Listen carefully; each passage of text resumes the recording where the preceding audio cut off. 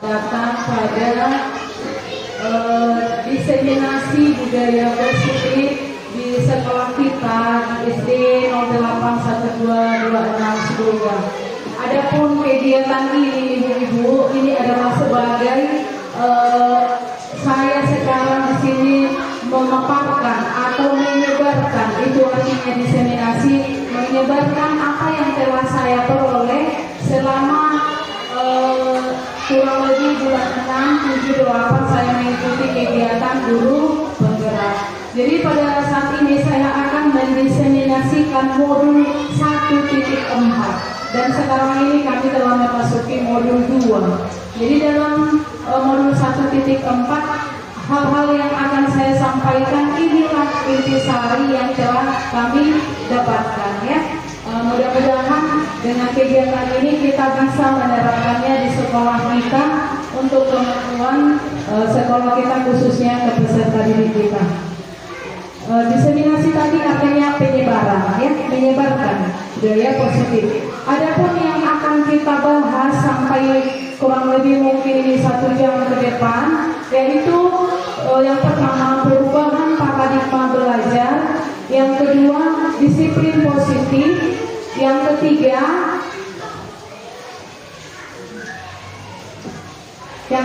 di sini motivasi perilaku manusia, nanti yaitu hukuman, penghargaan dan restitusi. Kemudian yang keempat kebutuhan belajar, yang kelima posisi kontrol restitusi, yang keenam keyakinan kelas, dan yang ketujuh segitiga restitusi. Kita masuk di poin yang pertama, yaitu perubahan paradigma belajar. Perubahan paradigma belajar di sana menurut Ki Hajar Dewantara, pendidikan adalah tempat persemaian benih-benih kebudayaan dalam masyarakat. Pendidikan sejatinya melihat kodrat anak yang selalu berhubungan dengan kodrat zaman. Artinya di sini bahwa pendidikan yang kita lakukan di sekolah ini, yang kita berikan kepada siswa, itu adalah tempat, sekolah ini adalah tempat pendidikannya. Jadi di contoh kalau seorang petani, dia akan menanam jagung, dia sudah mempunyai bibit jagung yang bagus, tanah tempat dia akan menanam itulah sekolah ini. Jadi kita harus bertanya, pendidikan sejatinya melihat kodrat anak. Artinya di sini kodrat anak ini yaitu apa yang telah ia miliki sejak dia lahir. Kodrat anak ini bisa dipengaruhi oleh lingkungan tempat dia tinggal, keluarganya, kemudian sifat atau perilakunya yang sudah ada. Jadi itu semua kita didik sehingga dia nanti akan bisa menghadapi kodrat zaman. Kalau kodrat zaman yang sekarang mungkin kita lihat berkembang teknologi. Jadi anak-anak ini harus bisa kita didik agar dia bisa menghadapi kodrat zaman. Tujuan pendidikan itu sendiri menuntun segala kodrat yang ada pada anak agar mereka dapat mencapai keselamatan yang setinggi-tingginya, baik sebagai manusia maupun sebagai anggota masyarakat.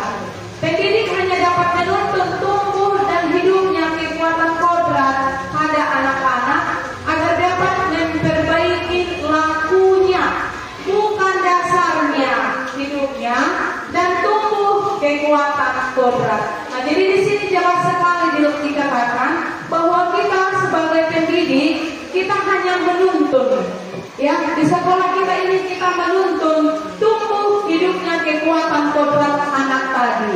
Jadi dia yang sudah dia miliki dari rumah, dari lingkungannya, kita tuntun. Kita sebagai pendidik kita hanya bisa menuntun, tidak bisa lagi kita menciptakan dari dasar, ya. Jadi kita tuntun anak itu bagaimana supaya dia bisa tumbuh dan hidupnya kekuatan-kodrat agar nanti bisa berkembang sesuai dengan kodrat zaman ini, ya. Itulah yang bisa kita lakukan. Kemudian perubahan dengan paradigma baru di pendidikan sekarang, di mana pembelajaran dengan paradigma baru dirancang berdasarkan prinsip Nah, ini mungkin sering kita dengar sekarang ini. Pembelajaran yang kita berikan kepada siswa harus berdiferensiasi. Kalau dalam bahasa Inggris, different itu artinya berbeda, berbeda-beda. Bukan berarti dalam ketika kita mengajar berbeda-beda materinya kepada setiap anak, bukan. Atau kita dalam memberikan tugas karena si A sudah selesai, kita tambah lagi soal sama dia lebih banyak. Bukan begitu maksudnya. Jadi pembelajaran yang berdiferensiasi ini, di mana contoh materi yang sama, tetapi kita menyajikan banyak, di sana ada namanya konten. Contohnya banyak sumber. Contohnya kalau dia mengajarkan sejarah, mungkin ada nanti poster, ada dia buku-buku gambar, ada video. Nah, jadi itu yang membuat berbeda karena setiap anak nggak sama cara penyerapannya. Ada anak dengan melihat buku pelajaran, dia baca sebentar, dia sudah mengerti. Tapi ada anak harus menonton video dulu, baru dia bisa mengerti. Jadi yang berbeda-beda di situ adalah cara kita menyampaikan dengan berbagai metode, ya. Jadi bukan berbeda. Contoh, kelompok A ini yang pintar-pintar di sini, di kelompok B yang senang-senang di sini, yang nggak tahu sama sekali di sini. Bukan begitu, ya. Jadi tidak membeda-bedakan, tetapi cara kita, metode yang kita pakai yang bervariasi, sehingga nanti perbedaan yang menjadi di kelas bisa semuanya mencapai. Nah, jadi dia sehingga setiap siswa belajar sesuai dengan kebutuhan dari tahap perkembangannya untuk mewujudkan profil pelajar Pancasila. Di mana pada saat sekarang kita sudah memasuki kurikulum merdeka, kita harus memang memastikan bahwa siswa kita adalah siswa yang memiliki profil pelajar Pancasila. Masih ingat kita apa aja dimensinya itu, ibu-ibu? Ada 6 dimensi, ya kan? Apa itu? Yang pertama, iya, beriman dan bertakwa kepada Tuhan Yang Maha Esa. Yang kedua, gotong royong. Ketiga, berkebinekaan global. Keempat, mandiri. Selanjutnya, kreatif. Dan yang terakhir, beraktivitas. Ya, inilah pelajar yang diharapkan pada kurikulum merdeka ini. Maka kita harus membuat anak-anak kita yang beriman dan bertakwa kepada Tuhan Yang Maha Esa. Kita benar-benar dalam kegiatan di sekolah menyelipkan keimanan, bukan hanya guru agama, ya. Jadi kita mengajari bagaimana hidup, bagaimana bersosialisasi, bagaimana dia berbicara sopan santun, sehingga kalau kita lihat zaman sekarang, karena kurangnya keimanan jangan lagi sampai terjadi ada contohnya di satu tempat yang dimana di tempat itu tidak boleh ada yang beda agama, ya kan? Pernah kita dengar itu, ya, tetangganya nggak suka yang beragama Muslim, contoh, dia tidak suka bertetangga dengan yang beragama Kristen. Nah, itulah yang harus kita hilangkan sekarang dengan adanya beriman dan bertakwa ini. Kita meyakinkan siswa kita bahwa hidup berdampingan dengan perbedaan agama, suku, budaya harus memang benar-benar bisa mereka terima. Jadi ketika siswa kita sudah kita bekali dengan profil yang pertama, kita ajari dengan beriman dan bertakwa kepada Tuhan dan berakhlak mulia, maka dipastikan ke depan bahwa pelajar-pelajar yang kita hasilkan adalah pelajar-pelajar yang bisa menerima perbedaan. Pelajar-pelajar yang dihasilkan dari SD 226 ini adalah siswa-siswa yang bisa hidup berdampingan dengan perbedaan-perbedaan agama, suku, dan sebagainya. Kemudian yang kedua tadi, mandiri. Siswa yang mandiri artinya dia tidak harus melaksanakan sesuatu itu harus memerlukan bantuan orang lain. Dia bisa memecahkan persoalannya, permasalahan hidupnya sendiri. Tantangan yang sekarang sedang dialami dia bisa sendiri, sehingga tidak ada lagi kita dengarkan banyak orang yang bunuh diri, putus asa karena tidak sanggup menghadapi persoalan hidupnya. Maka kemandirian dari sekarang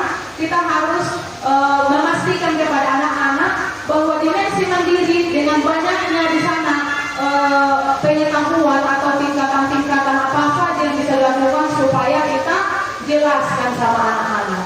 Kemudian yang ketiga, berkebinekaan global. Nah ini berkebinekaan global. Namanya kalau di Pancasila ada sebuah yang kita Bhinneka Tunggal Ika. Apa artinya itu? Ya berbeda-beda tapi tetap. Jadi perbedaan pasti ada. Baik itu perbedaan fisik, perbedaan pengetahuan, suku, budaya, agama pasti. Tapi kita satu ya. Kita ajarkan bahwa kita walaupun berbeda-beda kita tetap harus bersama ya kan, bersatu. Kemudian yang keempat ada bergotong royong. Gotong royong itu pasti harus kita lakukan karena itu sudah salah satu ciri dari bangsa kita.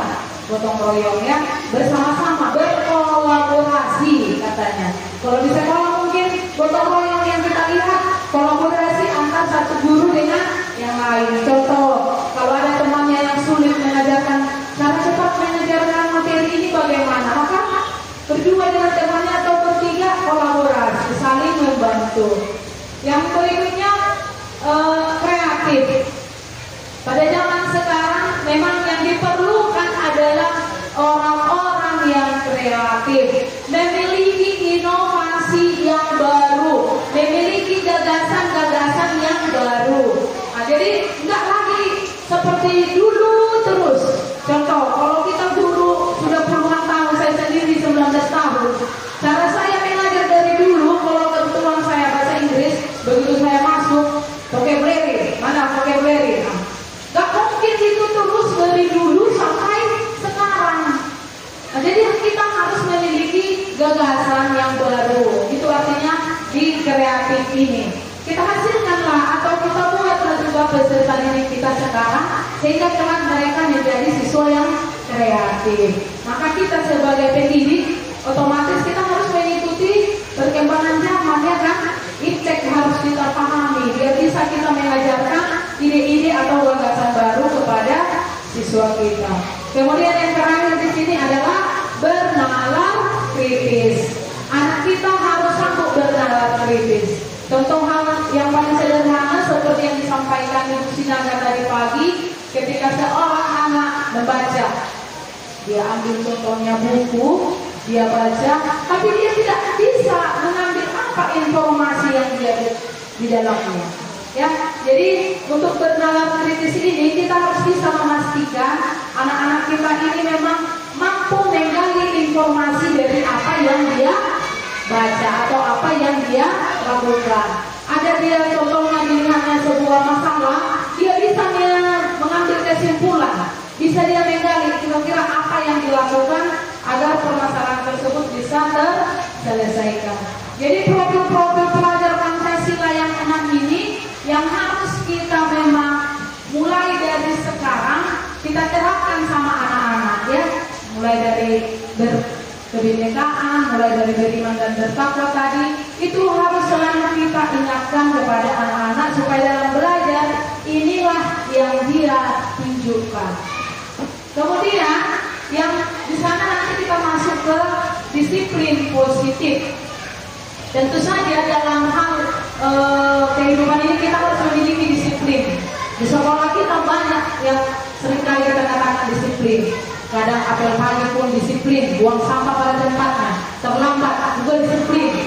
Tidak memakai atribut juga berhubungan disiplin.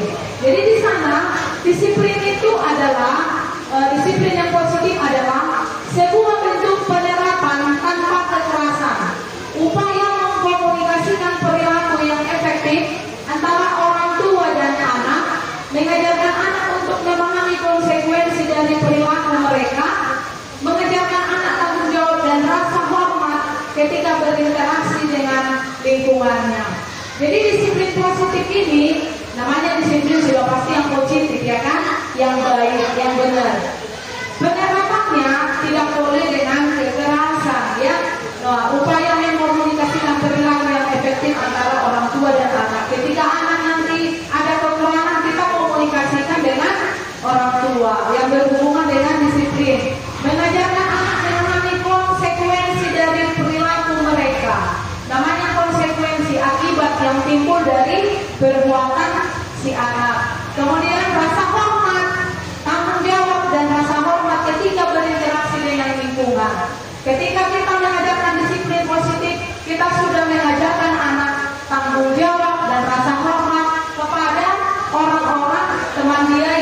dia temui. Sebagai pendidik, tujuan kita adalah menciptakan anak-anak yang memiliki disiplin diri, sehingga mereka bisa berperilaku dengan mengacu kepada nilai-nilai kebajikan universal dan memiliki motivasi intrinsik, bukan ekstrinsik. Jadi kita sebagai pendidik dalam menciptakan disiplin anak-anak, kita harapkan disiplin itu pada akhirnya motivasinya hadir dari intrinsik, artinya dari dalam diri anak itu, bukan karena intrinsik, bukan karena dari luar paksaan. Jadi iya, benar-benar anak ini memiliki keyakinan atau motivasi yang dari dalam diri sendiri, ya. Itu yang kita harapkan. Kemudian disiplin positif merupakan salah satu cara penerapan disiplin yang bertujuan menumbuhkan kesadaran serta untuk memberdayakan anak untuk melakukan sesuatu tanpa sombongan. Nah, ini yang sangat nanti sulit kita hilangkan sepertinya, ya. Seringkali kita dalam melakukan disiplin positif, contoh di sekolah kita pun masih ada kadang kita memberikan sesuatu agar dia melakukannya supaya jangan terulangi kembali, ya kan? Kadang kita janjikan nanti kalau kamu gak lagi melanggar peraturan, nilaimu akan ibu kasih bagus. Kalau kamu duluan mengumpulkan PR-mu, nilai 100. Nah, itu sudah termasuk sombongan, ya kan? Kemudian kadang kita tidak boleh memberikan ancaman, ya. Ketika anak kita tidak bisa melakukan disiplin, kita bahkan kadang mengancamnya. Besok kalau kamu terlambat lagi sekolah, ya kan? Kupanggil besok orang tuamu. Ya, itu sudah termasuk kepada ancaman. Kemudian hukuman sering kita lakukan. Jadi kalau berhubungan dengan disiplin katanya kita melakukannya tanpa hukuman. Contoh ketika anak terlambat, kita berdirikan di pintu gerbang, ya kan? Menghormat bendera atau berdiri di depan yang terlambat, gitu. Jadi semoga melalui disiplin ini nanti jangan lagi kita paksakan yang harus karena kesombongan, karena ancaman atau hukuman, sehingga anak jadi disiplin, bukannya. Karena disiplin itu diharapkan dari tadi intrinsiknya hadir dari dalam diri sendiri. Kita lanjut ke motivasi perilaku manusia. Motivasi perilaku manusia. Motivasi merupakan dorongan yang timbul pada diri seseorang secara sadar atau tidak sadar untuk melakukan suatu tindakan dengan tujuan tertentu. Motivasi merupakan dorongan yang timbul dan dalam diri seseorang secara sadar. Jadi motivasi ini ada terjadi terkadang karena 3 hal. Yang pertama di sana menghindari ketidaknyamanan atau hukuman. Terkadang perilaku seseorang untuk berbuat baik hanya dikarenakan ketidaknyamanan atau takut kepada hukuman. Jadi kalau kita kasih pertanyaan ke nomor 1 ini untuk mentes perilaku yang memang sadar atau tidak sadar dia lakukan, contoh begini. Kalau saya tidak melakukannya, kira-kira apa yang akan terjadi pada saya? Nah, itu untuk pertanyaan statement nomor 1. Jadi ketika dia ingin melakukan atau berperilaku apakah itu baik atau tidak, dia menghindari ketidaknyamanan atau hukuman. Ini termasuk perilaku yang sangat kurang. Dia hanya melakukan sesuatu karena takut hukuman. Nah, jadi ini biasanya ekstrinsik dari luar diri sendiri. Contoh gurunya takut dia tidak mengerjakan PR, mungkin besok akan dimarahi. Kadang juga ada hukuman fisik, ya kan? Iya, kadang masih ada hukuman fisik. Ini dari nomor 1. Jadi ini adalah level terendah, minus lainnya kepada perilaku. Yang kedua, perilaku karena mengharapkan imbalan atau penghargaan dari orang lain. Terkadang orang memiliki perilaku atau motivasi karena dia mengharapkan imbalan, mengharapkan pujian, mengharapkan penghargaan. Contoh, guru ada anak-anak yang ingin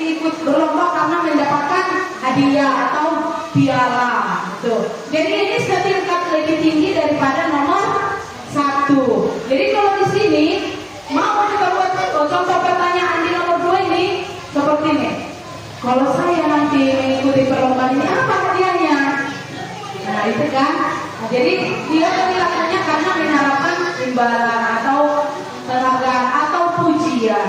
Kemudian yang ketiga, menghargai nilai-nilai ini kebajikan diri sendiri atau kebaikan.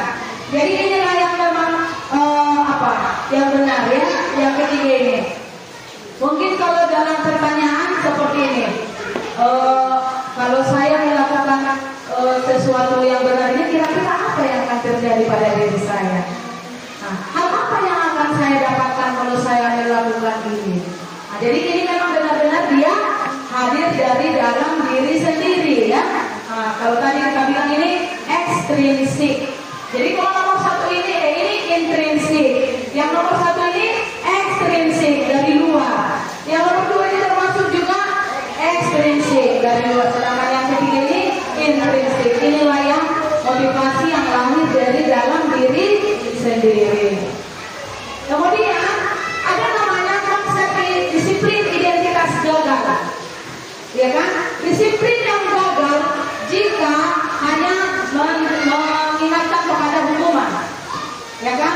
Kalau kita ingin membuat sebuah disiplin tetapi hanya didasarkan pada hukuman, yang tentu saja hukuman ini akibatnya hanya yang pertama akan menyakitkan. Seseorang kita hukum, bagi dia itu hanya sakit. Mungkin ada yang disuruh kadang sakit hatinya dihukum. Ya kan? Kemudian membuat siswa menjadi tidak nyaman. Jadi kalau disiplin hanya karena hukuman, dia akan tidak nyaman itu. Mungkin di kelas pun dia datang karena dia tadi dihukum, mungkin akan langsung coret-coret kertasnya.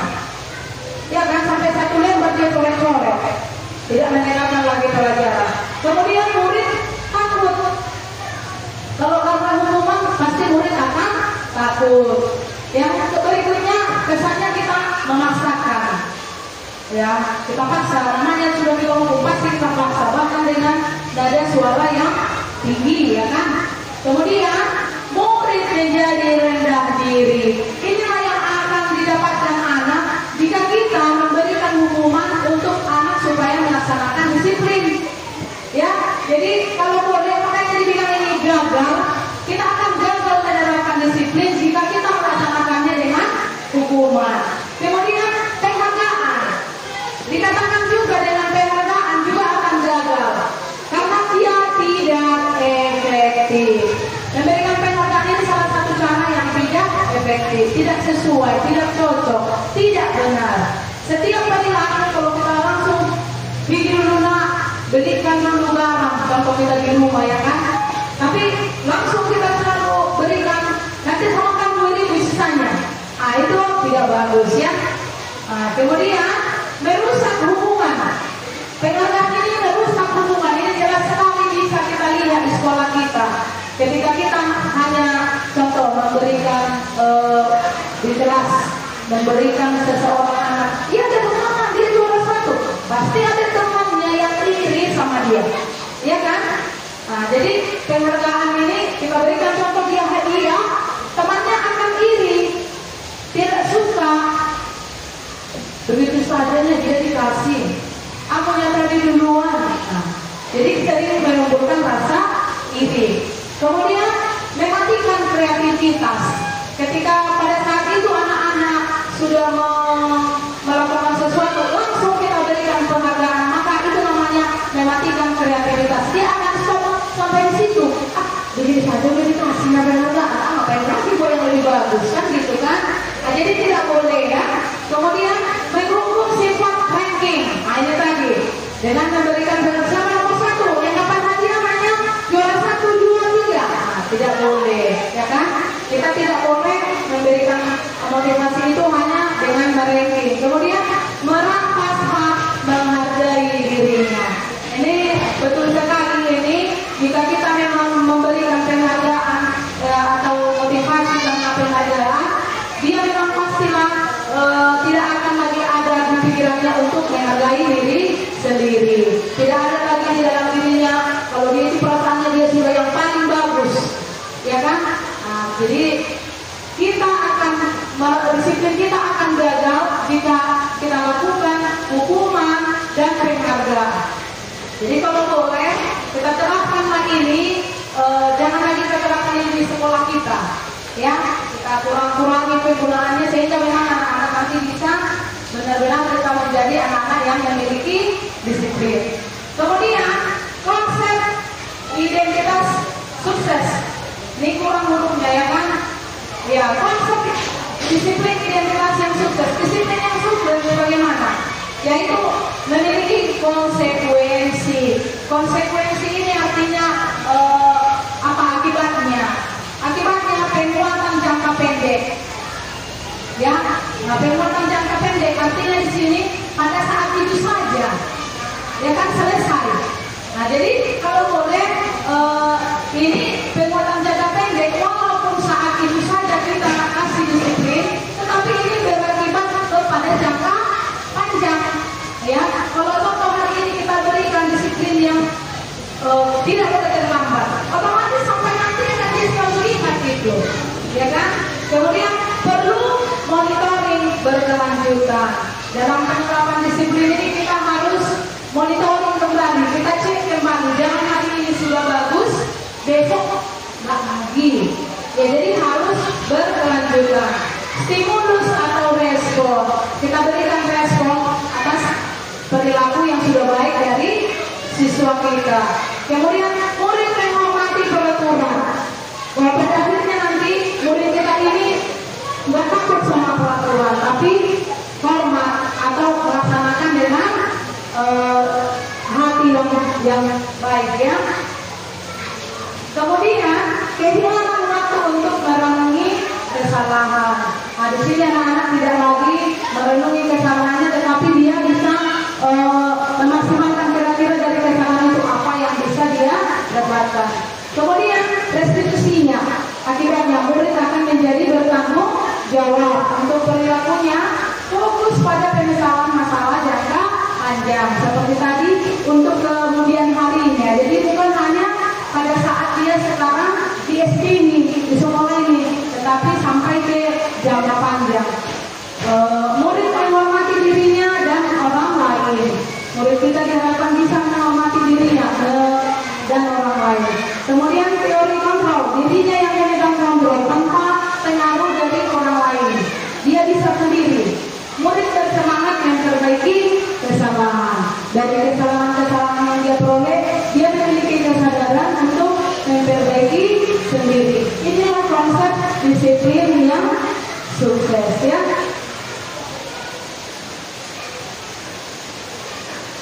Selanjutnya, konsep disiplin pendekatan restitusi. Sebuah cara menanamkan disiplin pada murid. Pengertian restitusi, apa itu restitusi? Restitusi adalah proses menciptakan kondisi bagi murid untuk memperbaiki kesalahan mereka, sehingga mereka bisa kembali pada kelompok mereka dengan karakter yang lebih kuat. Jadi restitusi ini adalah proses menciptakan kondisi bagi murid memperbaiki kesalahan. Pasti anak-anak nanti memiliki kesalahan, tapi apa yang dia lakukan untuk memperbaiki kesalahannya? Prosesnya itu tadi, itulah yang disebut dengan restitusi. Ciri-ciri restitusi yang pertama, bukan menebus kesalahan, namun belajar dari kesalahan. Maka nanti ketika ada anak-anak yang melakukan kesalahan, jangan kita tanyakan kepada anak itu akibatnya, tetapi kita tanyakan apa yang kamu pelajari dari kesalahan yang kamu lakukan tadi. Kira-kira apa yang kamu dapatkan? Apakah itu benar? Nah, jadi kita menggali anak-anak itu supaya menyadari kesalahannya. Kemudian memperbaiki hubungan. Ketika ada nanti kesalahan, bahkan kita pun dengan teman, kita memperbaiki hubungan, berusaha perbaikan, ya kan? Ketika kita melakukan kesalahan dalam rasa tertib, jangan lagi terulang. Kemudian restitusi itu tawaran dan bukan paksaan, ya, tidak paksaan. Yang selanjutnya, menuntun untuk melihat ke dalam diri, menuntun anak-anak untuk melihat ke dalam diri pribadinya, ya. Kemudian mencari kebutuhan dasar yang mendasari tindakan. Kalau kebutuhan dasar siswa kita sudah pasti kita tahu, ya kan? Ada sandang, pangan, gitu kan? Nah, tetapi nanti kebutuhan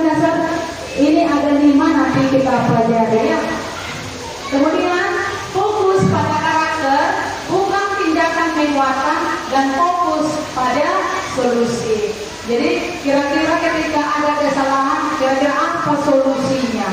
Jadi si anak kita libatkan supaya jangan terulang kembali, apa yang kita lakukan. Nah, jadi begitu juga yang kita sebagai guru, ketika kita menghadapi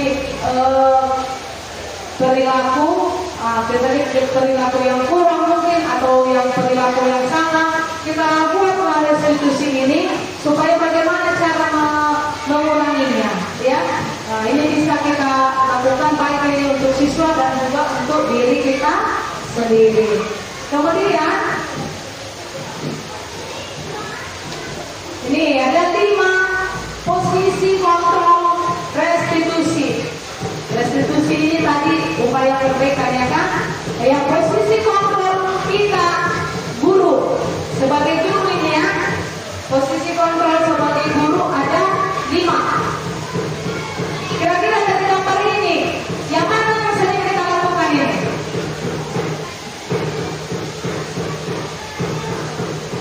Kira-kira dari nomor 1 sampai 5. Nomor 1 itu sebagai guru, itu sebagai penghukum.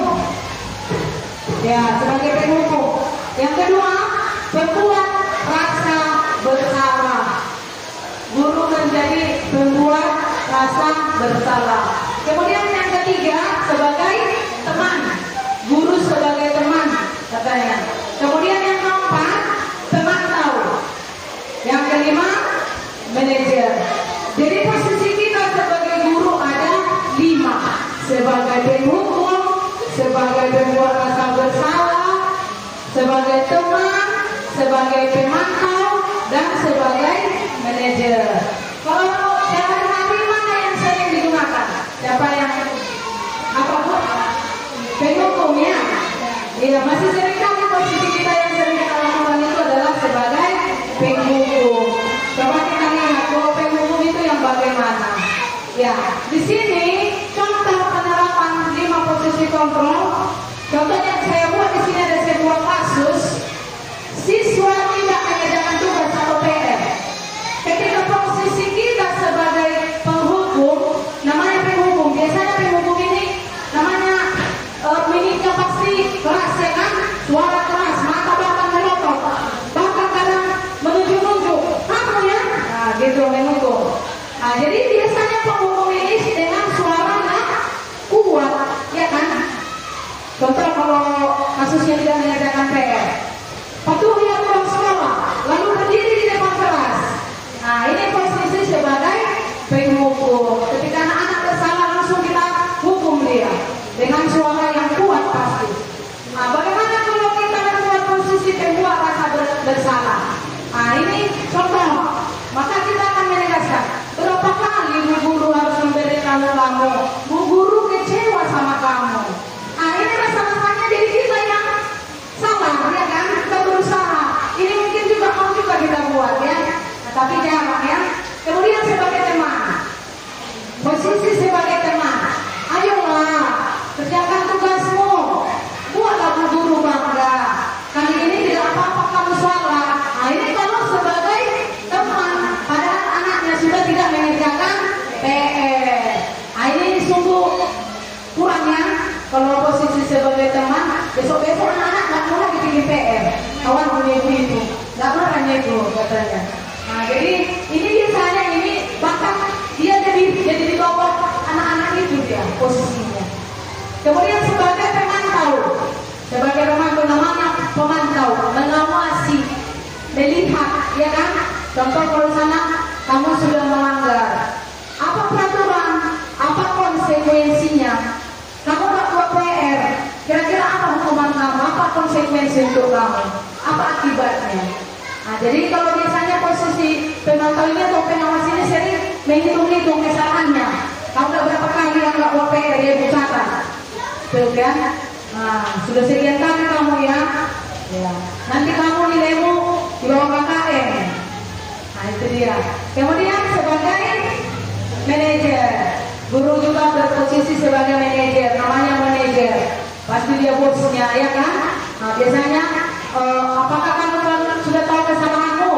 Kira-kira bagaimana kamu akan memperbaiki kesalahan ini? Jadi ini manajer itu posisi tegas. Kita harus bersikap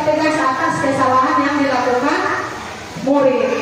Tidak ada neko-neko.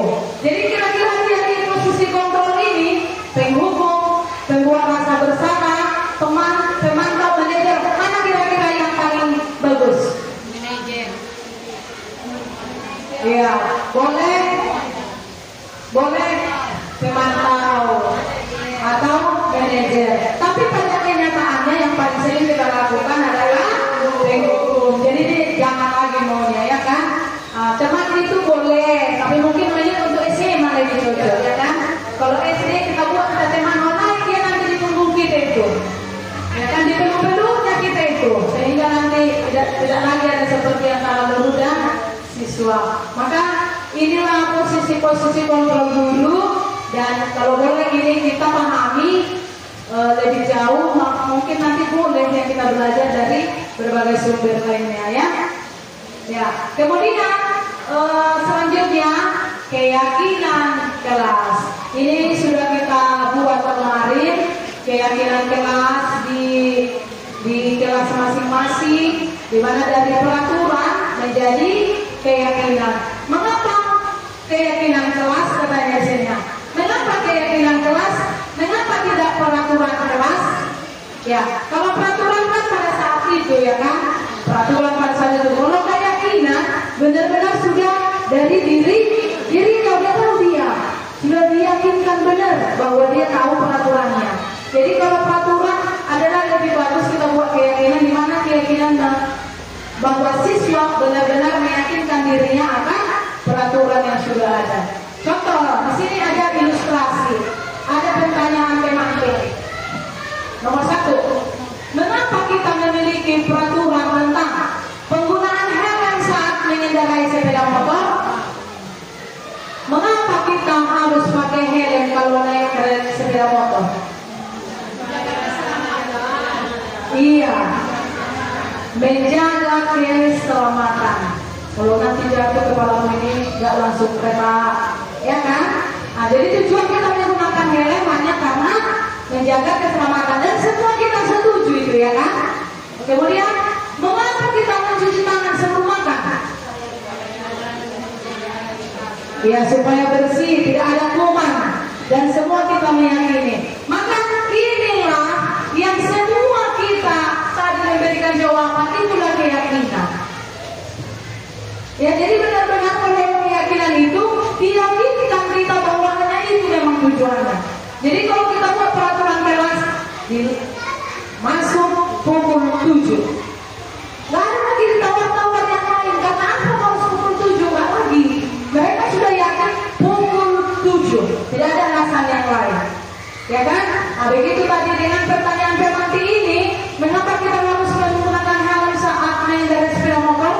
Supaya aman, selamat. Itulah keyakinan kita. Mengapa harus berdoa sebelum makan? Supaya diberkati Tuhan. Nah, itulah keyakinan kita.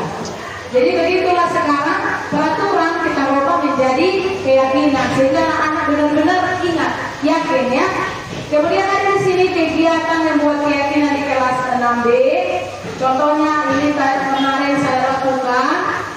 Guru bersama siswa membuat keyakinan kelas, dimulai dari nomor 1, berdiskusi tentang peraturan. Saya terangkan dulu kepada siswa apa itu peraturan, apa itu tata tertib, apa itu keyakinan.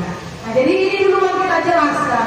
Kemudian dirumuskan keyakinan kelas yang apa yang akan dibuat. Seperti saya kemarin membagikan sticky note, kemudian mereka mengambil, tidak boleh ada kata negatif, harus berbentuk positif. Kemudian menuliskan nilai kebaikan yang diperoleh.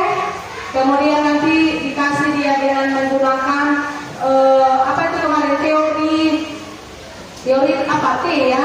Ya, kemudian menempelkan keyakinan kelas di kelasnya. Kebetulan di kelas 6B keyakinan kelasnya kemarin di apa ya Bu ya? Dicetak. Jadi anak-anak di kelas tadi mungkin sudah ada lihat videonya.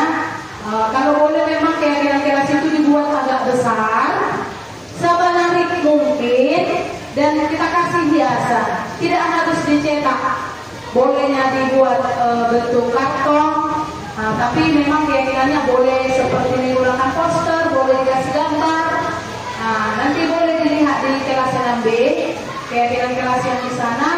Walaupun itu yang dicetak, bolehnya kita tidak cetak, ya.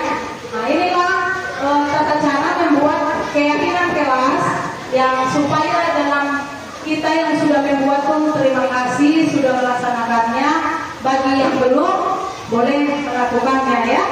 Kemudian bagaimana pembentukan keyakinan kelas itu? Keyakinan kelas itu lebih abstrak dari peraturan, lebih nyata, ya kan? Kemudian sedikit saja agar mudah dipahami, jangan bertele-tele. Siswa yang terlambat di contoh masuk pukul 7, tidak boleh lebih, tidak kurang. Tak apa banyak lebar, itu maksudnya jangan bertele-tele. Siswa memakai atribut, topi, dasi, apalagi papan nama, gak usah panjang lebar, namanya atribut sudah tahu itu, ya kan?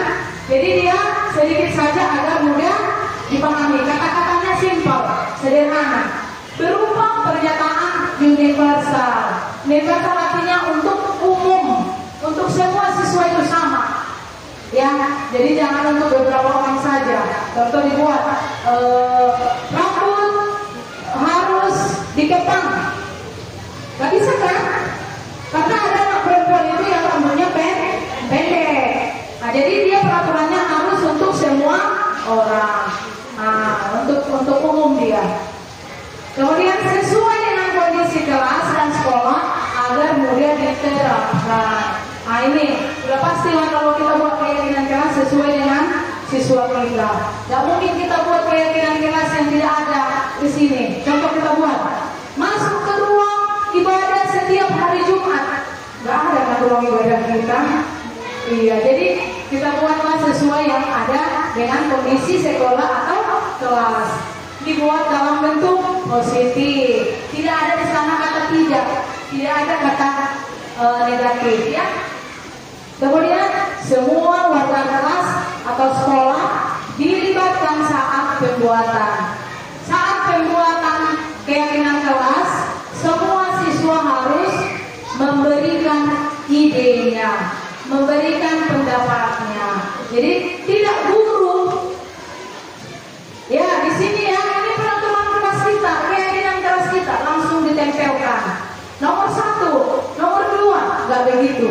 Jadi untuk membuat keyakinan kelas dari semua warga di kelas itu. Kemudian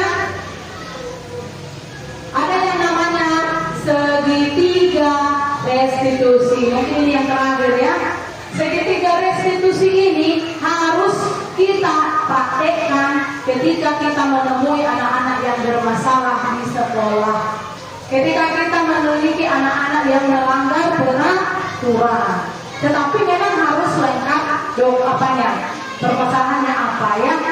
Ada namanya segitiga restitusi. Di sana yang pertama menstabilkan identitas.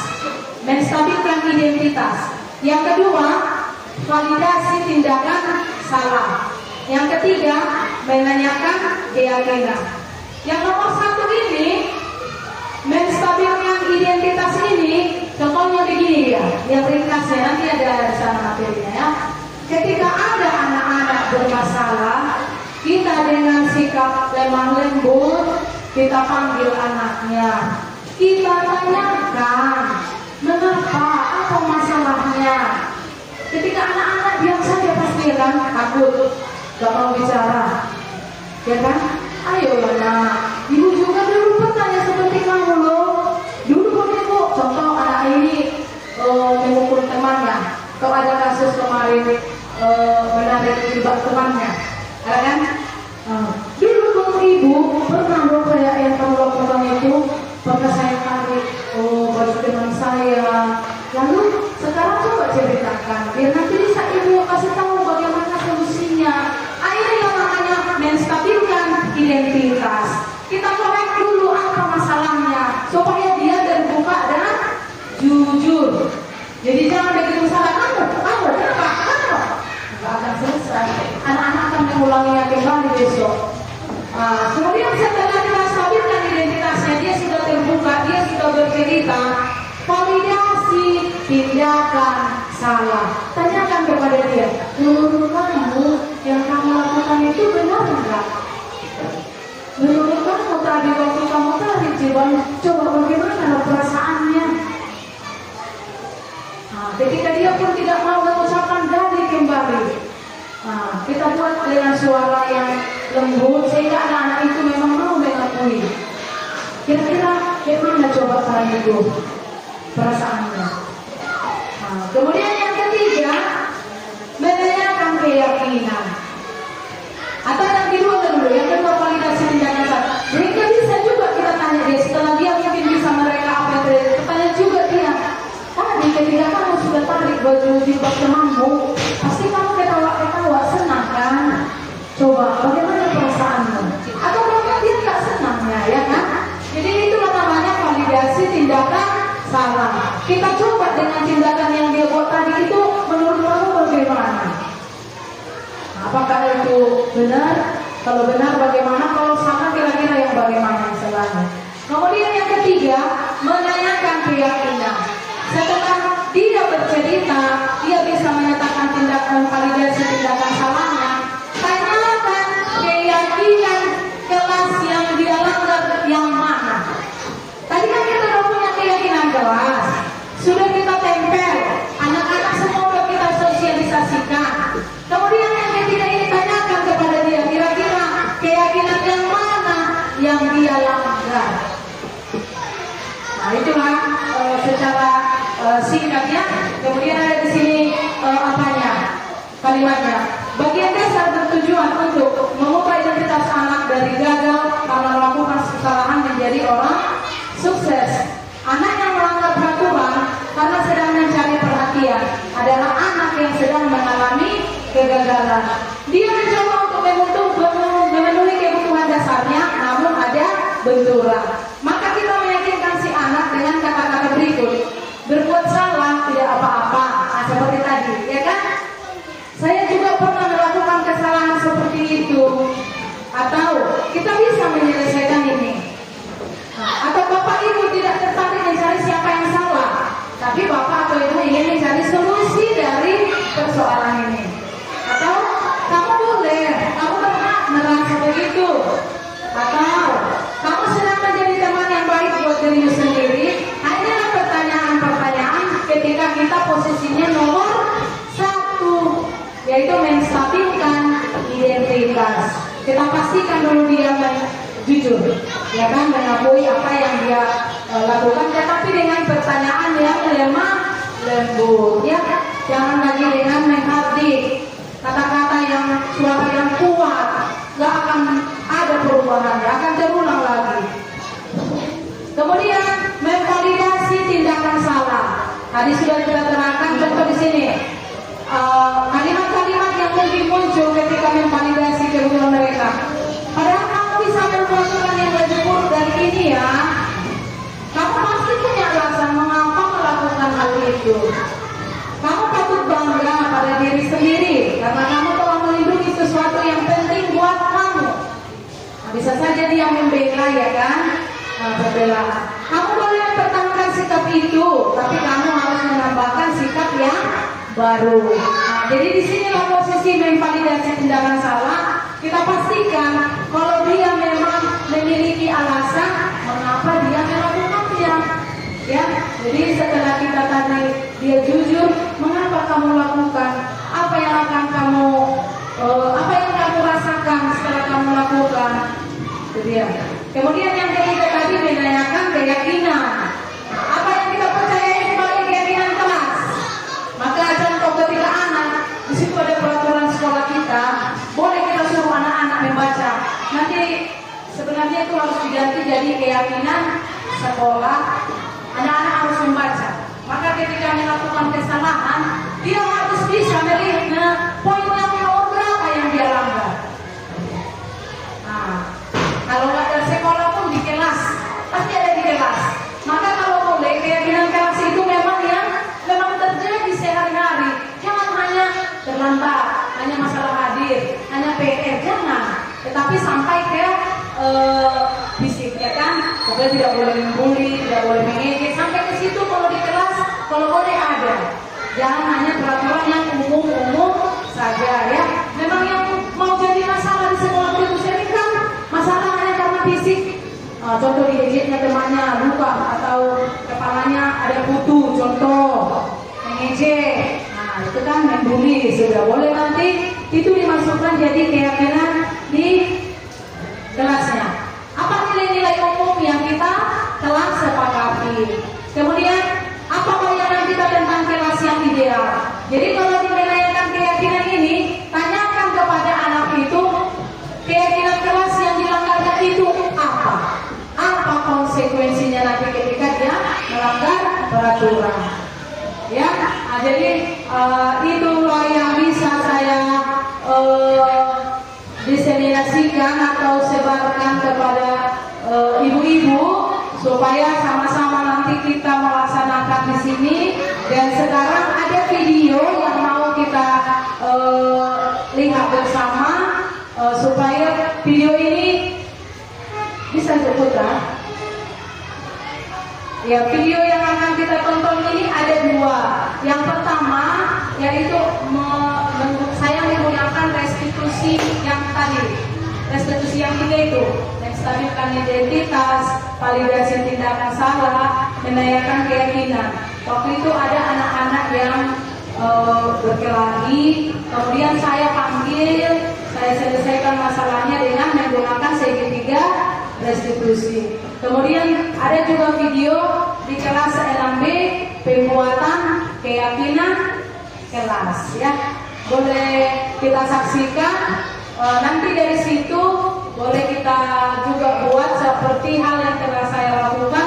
Harapannya memang kita semua melaksanakan budaya positif ini di sekolah kita.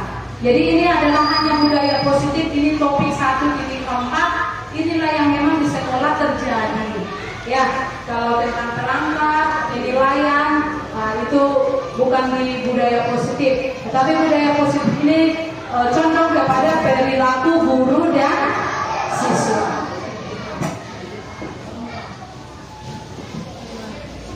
Ini adalah video saya menyelesaikan permasalahan siswa dengan menggunakan segitiga restitusi.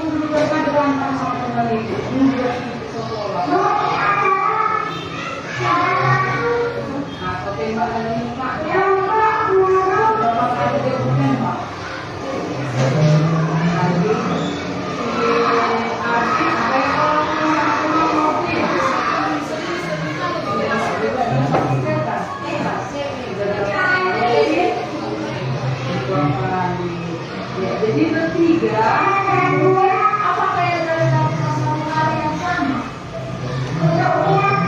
Kembali itu kalian lakukan. Belajar lagi, ya.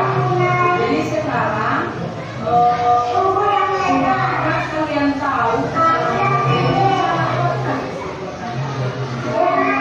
apalagi kita kan ada teman-teman sekolah kita.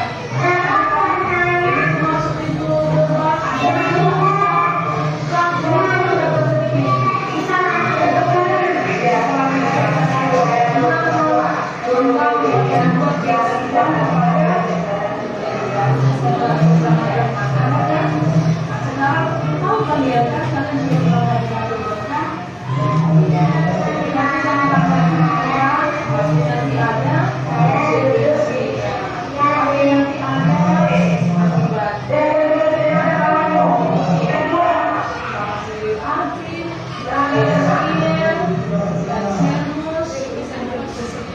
coba sekarang apakah kalian sudah merasa tergolong tertentu salah?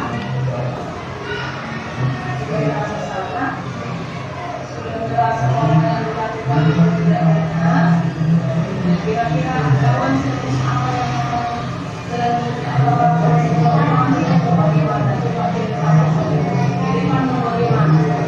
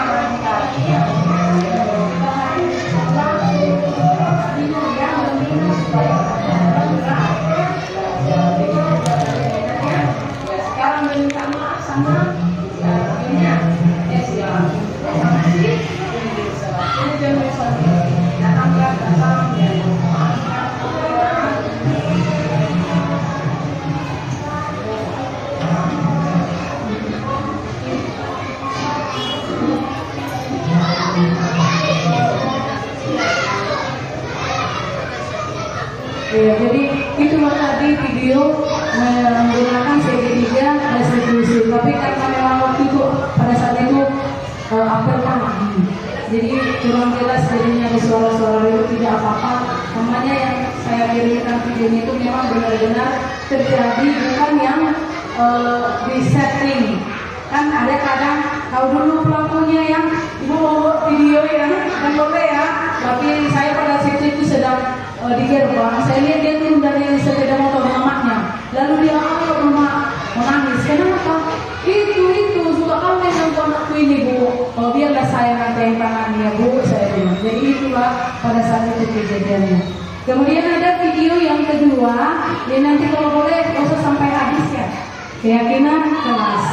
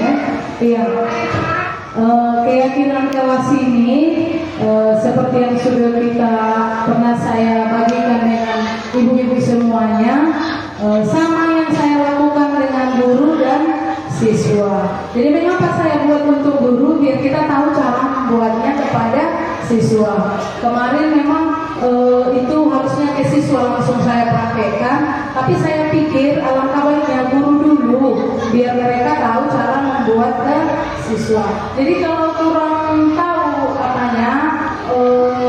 langkah-langkahnya, boleh kita tulis sekian ya. Kalau memerlukan peralatan boleh diminta ke sekolah. Nggak banyaknya, hanya perlu spidol udah punya, hanya perlu kertas plano paling 6. Kemudian kalau boleh kita lakukan ini dan sudah selesai, sudah ditempel di ruangan kelas masing-masing ya kan. Sehingga ketika ada permasalahan di sekolah, ada anak-anak yang memiliki permasalahan, ada berkelahi atau melanggar peraturan, kita bisa terapkan segitiga restitusi tadi. Kita yakinkan peraturan mana yang dia langgar. Tapi kalau tidak ada di kelas, nggak bisa kita melaksanakan segitiga restitusi karena nomor 3-nya nanti nggak ada di kelas itu, ya kan? Nah, jadi sekarang ritual yang dari modul 1.4 yaitu tentang budaya positif, inilah materi yang saya dapatkan supaya bisa kita nanti laksanakan. Bukan hanya saya, tetapi kita semua harus melaksanakan karena tujuannya untuk kemajuan sekolah kita ya. Kalau ada yang mau bertanya, sesi ini kami persilakan. Ada yang mau bertanya?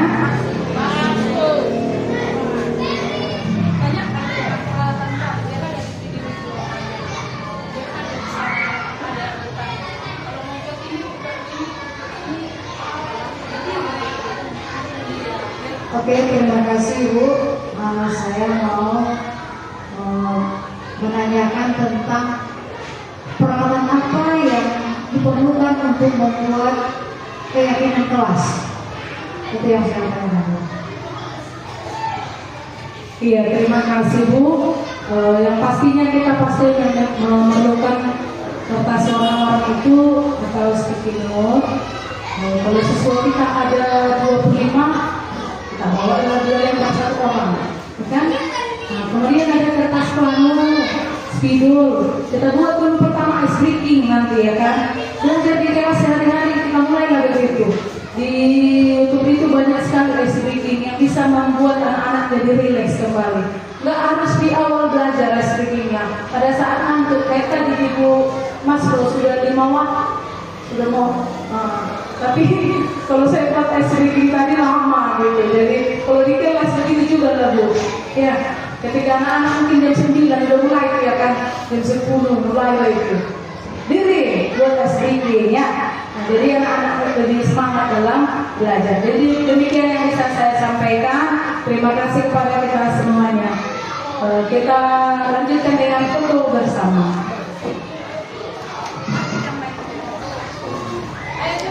Foto bersama.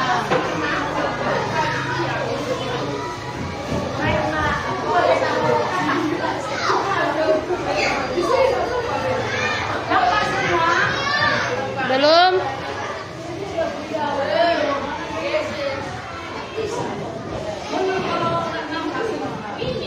Kurang kemana?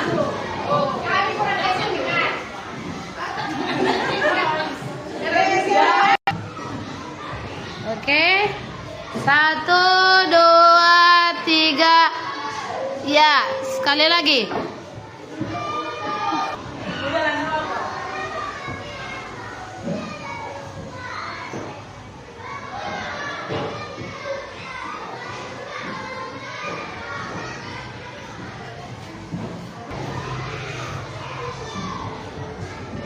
SD 2